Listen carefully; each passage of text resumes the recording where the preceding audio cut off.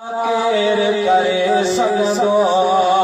तोरे जग सारो पियो लिखंदो नाए शान खुलण वारो वल्लैल जी ज़ुल्फ़न वारो नाए शान खुलण वारो वतुहा जे चेहरे वारो पाण जहिड़ो तूं उनखे चढ़ी पियो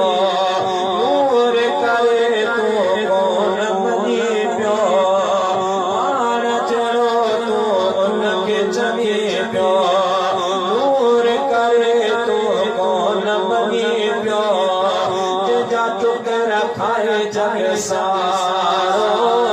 वल्लैल जे ज़ुल्फ़न वारो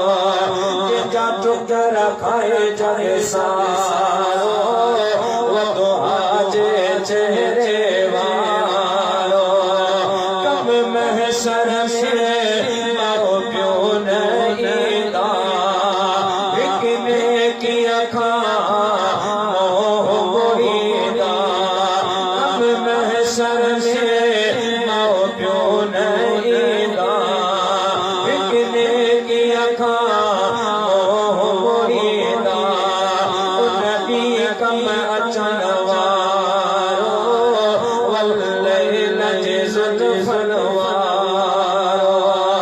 उन ॾींहुं कम अचण वारो वतुहा जे चेहरे वारो रखे पर चाहे अदा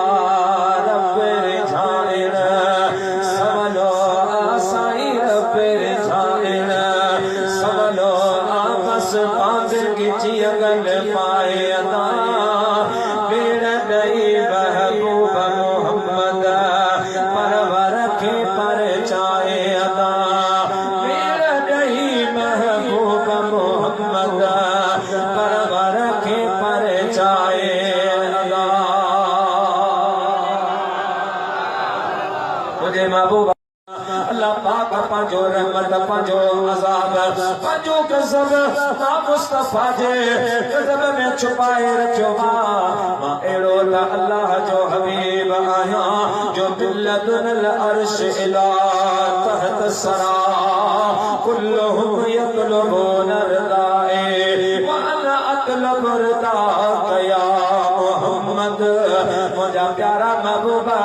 अर्श अज़ीम खां वठी ला मकान ताईं हाजी हज करे नमाज़ पढ़े तक़वादार तक़वा इख्तियार करे ज़ाकिर ज़िक्र करे शाकिर शुक्र करे मुजाहिद जिहाद करे आखिर में दुआ घुरंदो या इलाहल आलमीन तू राज़ी थी पो लेकिन उन जो मालिक रब करीम फरमाईंदो आहे ऐं मुंहिंजा प्यारा महबूब तू राज़ी थी जग जहां अल्लाह जी मर्ज़ी तलब करे अल्लाह पाक तुझी मुझे महबूब मोहम्मद जी रज़ा चाहींदो मुस्नद इमाम अहमद बिन हंबल में हदीस सजन कया था ए था तुझी नाज़ कया नमाए तुझी घोर सजन ऐ पाए कानी कचला जगने रखने ओछिया पीर पैगंबर तुझे तेरे परे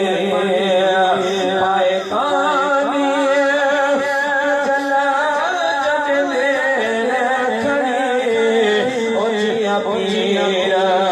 पैगंबर तुझे तेरे परे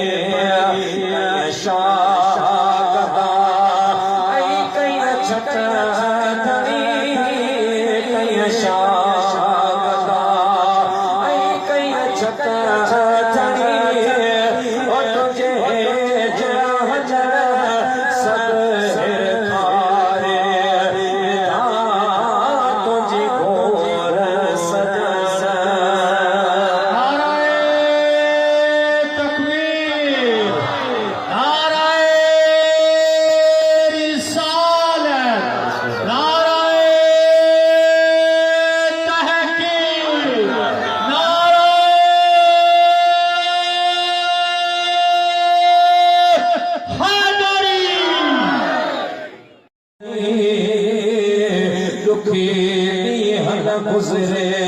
तकी दे तिलकान वो जिन सा